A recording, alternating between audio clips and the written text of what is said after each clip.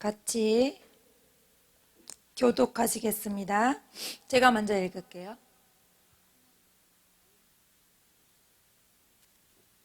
이에 nim시의 손자 여호사밧의 아들 예후가 요람을 배반하였으니 곧 요람이 온 이스라엘과 더불어 아람의 왕 하사엘과 맞서서 길르앗 라못을 지키다가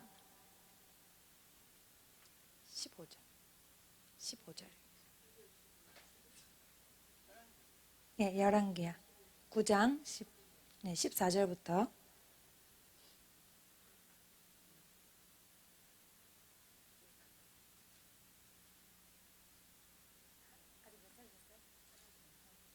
15절 같이 읽으시면 됩니다. 시작.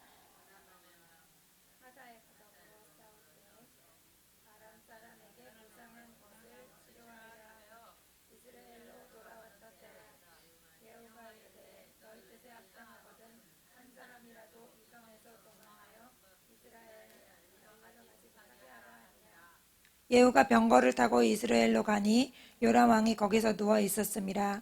유다의 왕 아하시야는 요람을 보러 내려왔더라.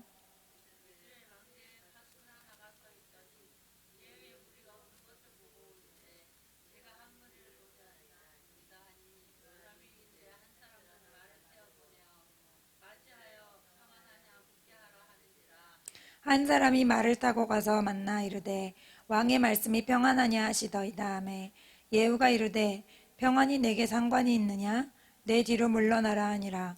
파수꾼이 전하여 이르되 사자가 그들에게 갔으나 돌아오지 아니하나이다 하는지라.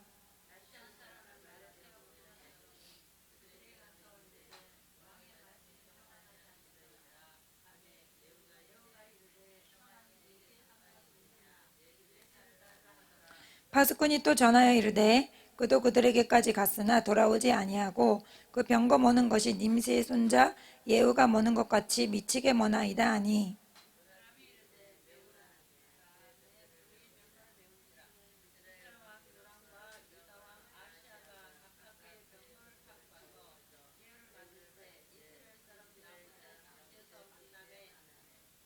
요람이 예후를 보고 이르되 예후야 평안하냐 하니 대답하되 내 어머니 이세벨의 음행과 술수가 이렇게 많으니 어찌 평안이 있으랴 하더라.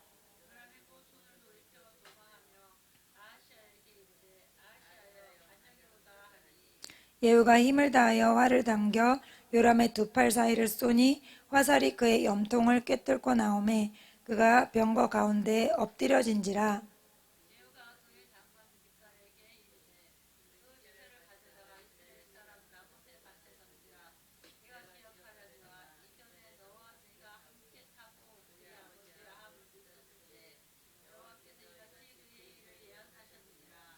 여호와께서 말씀하시기를 내가 어제 나봇의 피와 그의 아들들의 피를 분명히 보았노라. 여호와께서 또 말씀하시기를 이 토지에서 내게 갚으리라 하셨으니 그런즉 여호와의 말씀대로 그의 시체를 가져다가 이 밭에 던질지니라 하는지라. 아멘. 예.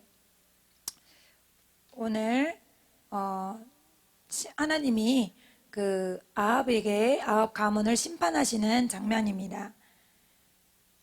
nim시의 손자 여호사밧의 아들 예후를 하나님이 그 심판의 도구로 선택을 하셨어요.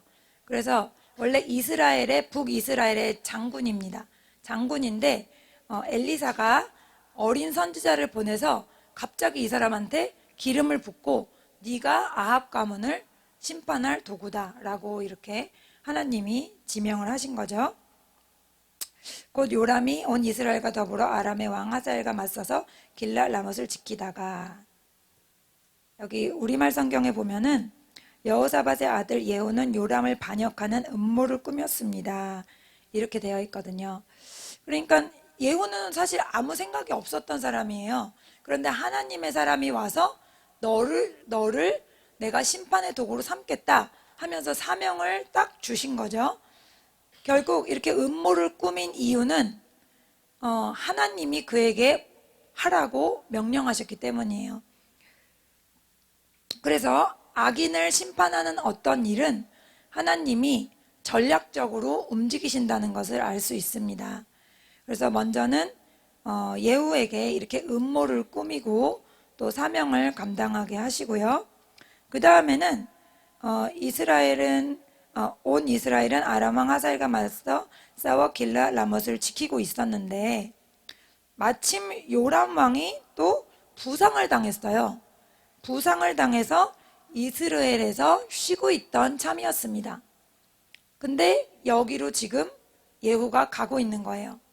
그러니까 모든 상황이 맞아들었다라고 할 수가 있습니다. 그래서 반역하고 또 음모를 꾸미는 이런 것들은 치밀하게 적을 속이고 공격하는 행위라고 되어 있는데요.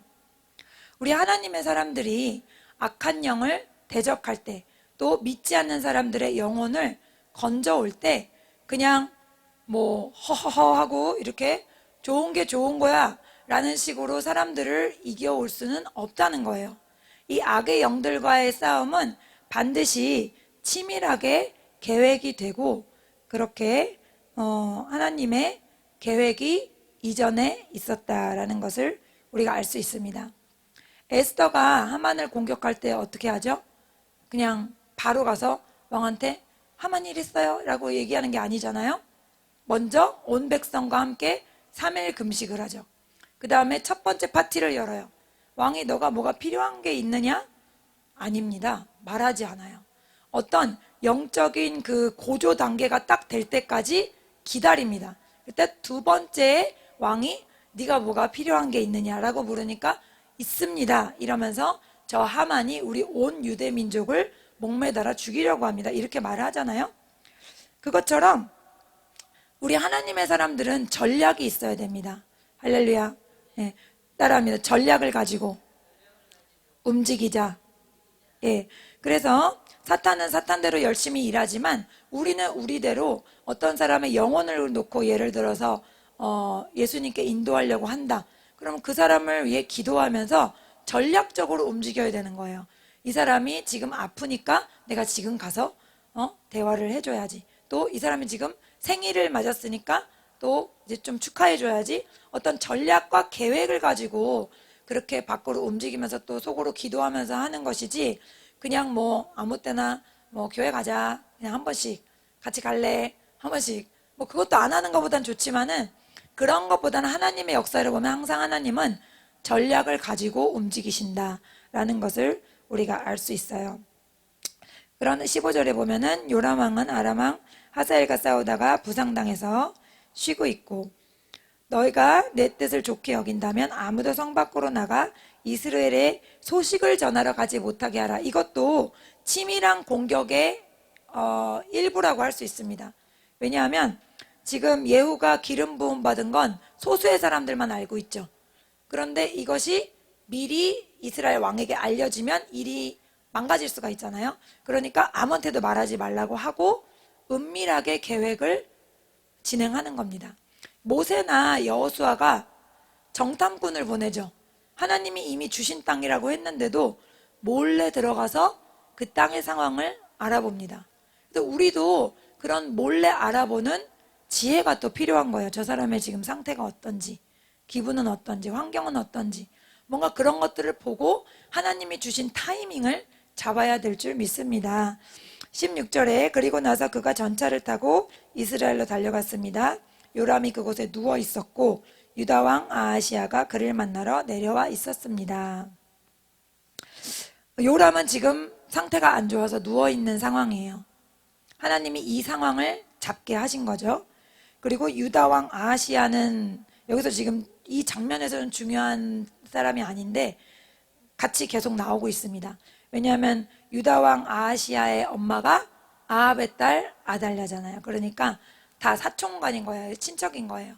그래서 북이스라엘이 타락했지만 남유다도 만만치 않게 같이 엮여 있다라는 것을 하나님이 알려주고 계십니다. 17절에 이스라엘 망들을 지키는 파수병이 서 있다가 예후의 군대가 다가오는 것을 보고 외쳤습니다. 군대가 보입니다. 요람이 명령했습니다. 한 사람을 말에 태워 보내라. 그들을 만나 평안의 소식이냐 하고 묻게 하여라. 자, 요람 이스라엘 왕이 평안한 소식을 갖고 오는지 궁금해해요. 이렇게 예후가 막 달려오니까 자기 군사랑 평안하냐 이렇게 묻는 건 이제 오늘 아침 목사님 말씀하셨듯이 전쟁 중이기 때문에 전쟁에서 지금 이겼냐? 이걸 물어본다는 거죠. 근데 사실 이 요람이 평안에 대해서 잘못 알고 있기 때문에 여기서 지금 평안을 찾고 있다는 거예요. 이 사람이 생각하는, 이 이스라엘 왕이 생각하는 평안은 전쟁에 이기는 게 평안인 거죠. 그런데 실제로 이 사람에게 평안이 없었던 이유는 뭐죠? 우상숭배가 있었기 때문이에요. 우상숭배로 하나님과 관계가 깨어졌기 때문에 그의 안에는 평안함이 없는 거죠. 그런데 이 사람 생각에는 전쟁에 이기면 내가 평안할 거야 하고 평안에 대해서 올바른 생각을 하지 못하고 있어요. 그래서 하나님은 우리에게 말씀하십니다. 하나님과 우리와 올바른 관계에 있을 때에만, 그때만 우리가 참 평안을 누릴 수 있는 줄 믿습니다. 예, 그래서 우리는 세상에서 이렇게 지금 일이 잘 풀리면은 평안할 거야. 내가 걱정이 없을 것 같아. 내가 지금 건강 문제가 해결되면은 건강이 없을 것 같아. 뭐 이 집만 팔리면 내가 뭐 걱정할 게 없을 것 같아. 그렇게 생각할지 모르지만은 사실 이 세상은 그런 곳이 아닙니다. 뭐 하나 해결됐다 그래서 걱정이나 근심이 끊겨지는 곳이 아니에요. 오직 주님과 나 사이에 어떤 우상도 끼어 있지 않고 주님과 나 사이에 그 사랑 관계가 온전할 때만 그 안에만 참 평안이 있는 것이지 세상 어떤 곳에서도 우리가 원하는 평안을 줄 수 없다는 것을 우리가 기억해야 됩니다. 우상 숭배로 인해서 하나님은 이 신명기 28장에 이미 경고하셨어요. 우상 숭배하면 어떻게 되는지. 네가 네 몸으로 낳은 자식을 먹게 될 거다라고까지 하셨잖아요. 그 일이 실제로 북한에서 지금 일어나고 있고, 그렇기 때문에 이 모든 평안하지 않은 일의 원인은 바로 우상 숭배였다라는 것을 우리가 알아야 됩니다. 그런데 이제 평안하냐고 묻자, 이제 예후는 네가 평안이랑 무슨 상관이 있냐? 평안합니까? 그럼 평안하다, 아니다 이렇게 대답해야 되는데 그 대답을 잘 안 해주는 거죠. 정확한 대답을 안 해주는 거예요. 그래서 우리가 어떤 하나님의 주신 사명을 가지고 뭔가 이렇게 말할 때 직접 대답해야 될 때도 있고 아니면 대답을 피해야 될 때도 있다라는 것을 알 수 있습니다. 그러니까 모든 걸 다 말하는 게 지혜로운 건 아니다. 예. 그래서 또 내가 평안과 무슨 상관이 있냐? 그리고 나를 따르라 했어요. 적인데 자기의 사람으로 만들 수 있다는 거예요.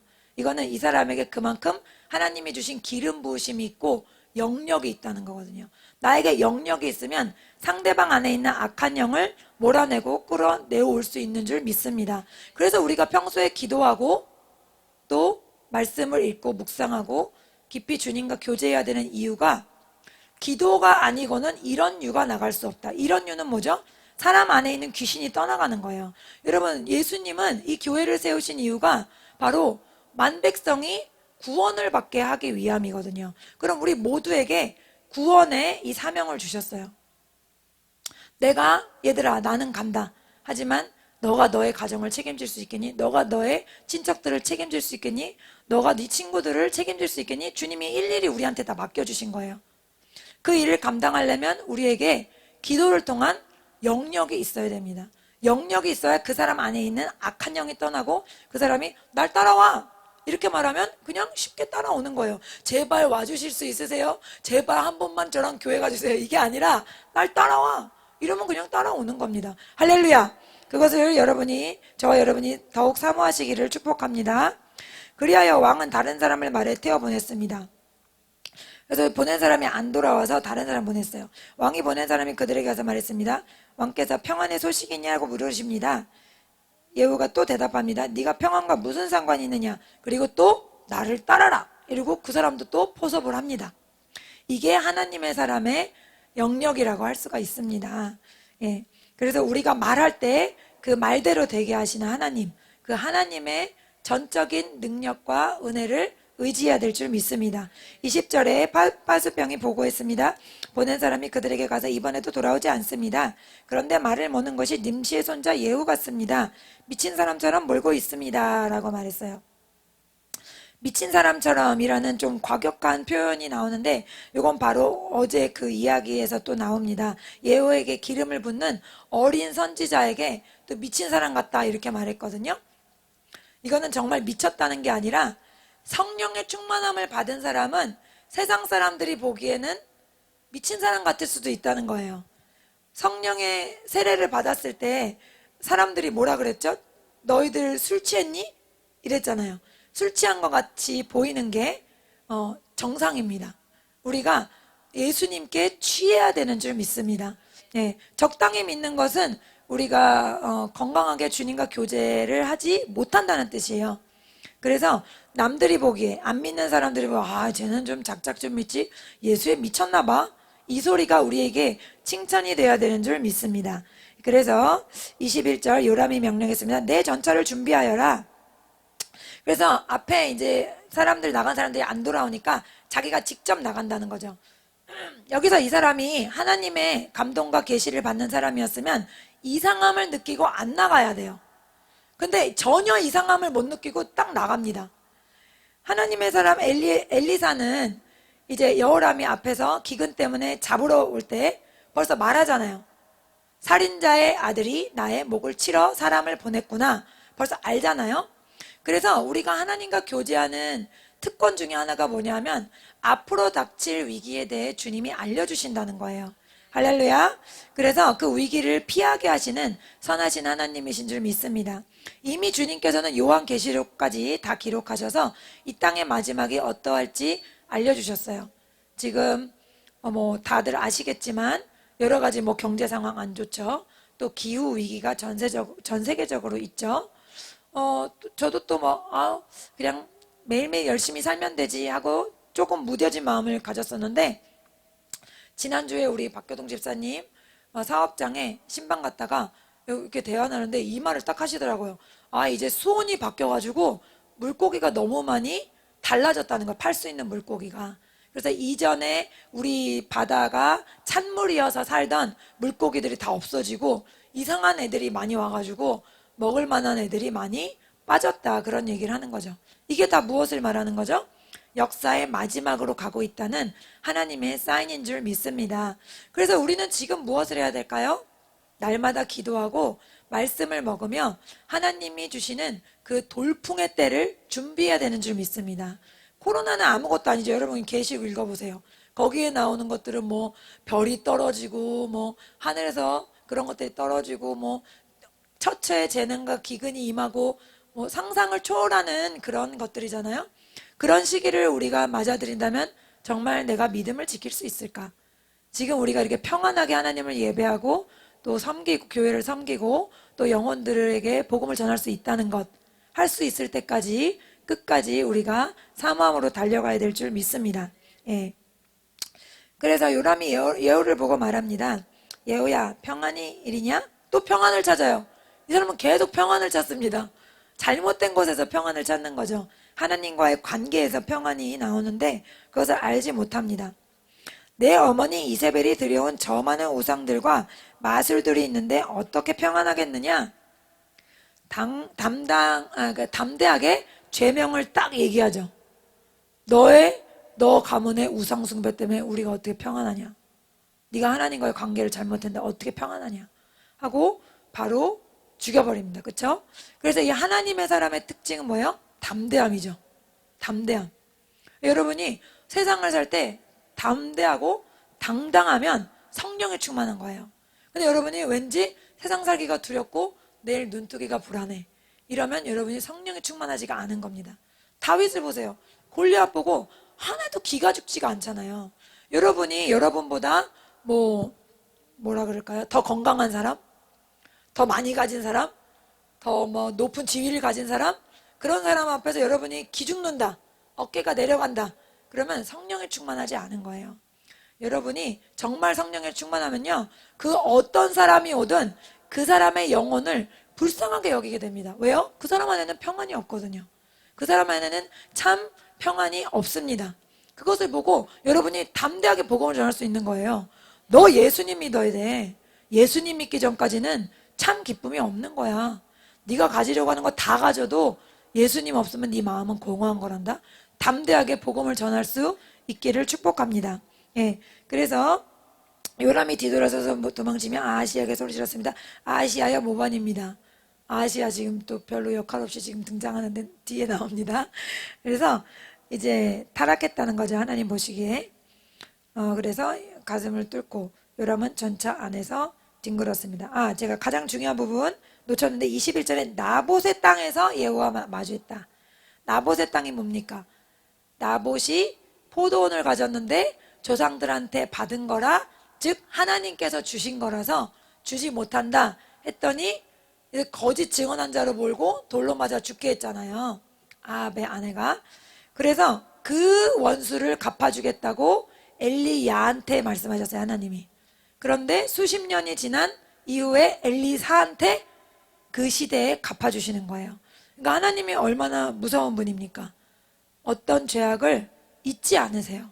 진정으로 회개하지 않았더라면 그것을 잊지 않으시고, 더욱이 우리가 어떤 권위나 또 능력을 갖고 있는 걸로 힘없는 자를 괴롭힌 것, 하나님 그거 굉장히 예민하게 반응하시잖아요. 그래서 우리보다 약한 사람들에게 어떤 그런 것들을 한 것이 있다면 우리가 돌아봐야 되는 줄 믿습니다. 하나님은 수십 년이 지나도 반드시 주님의 뜻을 이루시고 주님의 말씀을 이루시는 분입니다. 25절, 예후가 자기의 전차 사령관인 빅갈에게 말했습니다. 요람의 시체를 들어 이스라엘 사람 나봇의 밭에 던져라. 너와 내가 함께 전차를 타고 요람의 아버지 아합의 뒤를 따라다닐 때 여호와께서 그에 대해 예언하신 것을 기억하라. 하나님의 말씀을 기억하고 그것을 이루라는 거죠. 그래서 26절, 나 여호와가 말한다. 어제 내가 나봇의 피와 그의 아들들의 피를 보았다. 나 여호와가 말한다. 내가 이 땅에서 내게 갚아줄 것이다. 그러니 이제 여호와의 말씀대로 요람의 시체를 들어 그 땅에 던져라 라고 말하며 하나님의 예언이, 말씀이 완전히 성취되었다는 것을 알려줍니다. 그래서 고린도서 5장 10절에 보면 하나님은 행한 것에 따라 심판하신다 라고 되어 있습니다. 그렇기 때문에 얼마나 두려운지 몰라요. 우리가 어떤 행동을 하더라도, 선한 행동을 하더라도 그 동기가 깨끗하지 않았더라면 주님이 그거를 다 보고 계신다는 게 얼마나 두렵고 떨리는 일입니까? 그래서 우리가 날마다 선을 행하여 영광과 존귀와 썩지 아니할 것을 구하는 자에게는 영생으로, 또 당을 지어 진리가 아닌 불의를 따르는 자에게는 진노와 분노로 갚으신다는 하나님을 기억하면서 날마다 주님의 말씀을 향해 달려가고 또 그 말씀을 지켜가고, 또 혹시 넘어졌다면 매일같이 발을 씻듯이 회개하며 주님께 나아가는 우리 온 성도들이 되시기를 예수님 이름으로 축복합니다. 오늘 말씀을 가지고 기도하겠습니다. 하나님은 아합이 지은 죄를 잊지 않으시고 심판하셨습니다. 주님이 말씀하신 그대로 이루어 주셨습니다. 하나님, 주님은 크고 두려운 분이라는 것을 저희들이 깨닫기 원합니다. 날마다 저희들의 삶 가운데, 저희들의 행위에서, 저희들의 말에서 오직 주님의 영광이 드러나게 하시고 주님의 사랑이 흘러가도록 역사하여 주시옵소서. 간절히 우리 주여 하며 기도합니다. 주여! 살아계신 주님 역사하시고 인도하소서. 아버지, 저희들을 말씀을 통하여 가르쳐 주시고 깨닫게 하시는 주님을 찬양합니다. 샤바라루루라바사라루루루루루바사라루루루루루 주님, 예후는 주님의 주신 사명을 받고 주님 무스르버스르버스르버스르버스르버스 기름 부음 받았지만 섣불리 행동하지 않았습니다. 사람들에게 이야기하지 못하게 하였고 주님 반역하는 구체적인 계획을 세웠습니다. 하나님, 저희들이 영적인 싸움을 싸울 때 대충하지 않게 하시고 알아서 되겠지 생각하지 않게 하시고 주님 구체적으로 계획을 세우며 명중시키는 하나님의 사람들이 되기를 원합니다.